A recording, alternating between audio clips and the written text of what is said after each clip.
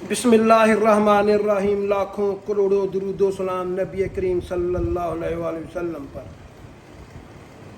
زندگی میں پریشانیاں اور خوشیاں ساتھ ساتھ چلتی ہیں۔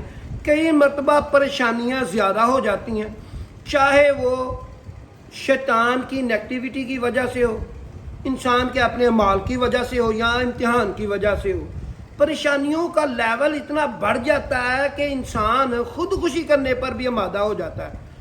خودکشی حرام ہے، اور اس پریشانیوں سے بچنے کے لیے اللہ کے نبی نے بہترین وظیفہ جو بتایا ہے، میں آپ کو بتانے لگا ہوں، لا حول ولا قوت الا باللہ۔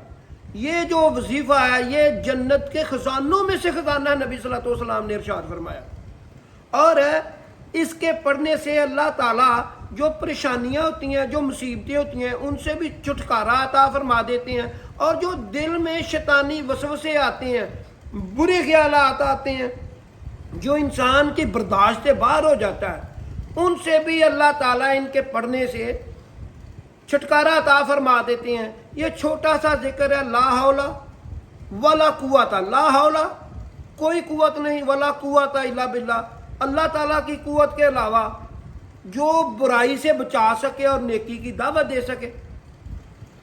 اور اس کے پڑھنے سے آپ اس کو، اگر آپ نے 2 ٹائم پڑھنا ہے تو آپ کم از کم اس کو 500 مرتبہ پڑھیں۔ چھوٹا سا ذکر ہے، اور سب سے اچھی بات ہے، اس کو زندگی کا حصہ بنا لیں۔ بندہ چلتے پھرتے اٹھتے بیٹھتے پڑھتا رہتا ہے، لا حول ولا قوت الا باللہ، اور اس کا اثر میں نے اپنی زندگی میں دیکھا ہے۔ میری زندگی میں بھی ایک وقت آیا کہ پریشانی کی وجہ سے میری جو ٹانگیں ہیں وہ جواب دیتی جا رہی تھیں، اور میرے معدے میں درد شروع ہو گیا تھا۔ اور ہمارے بزرگ میاں محمد منظور احمد صاحب، ان کے بیٹے میاں فضان صاحب، انہوں نے مجھے ذکر بتایا، لا حول ولا قوت الا باللہ۔ میں نے جب اس کو پڑھنا شروع کیا تو پھر کمال ہوا ہے۔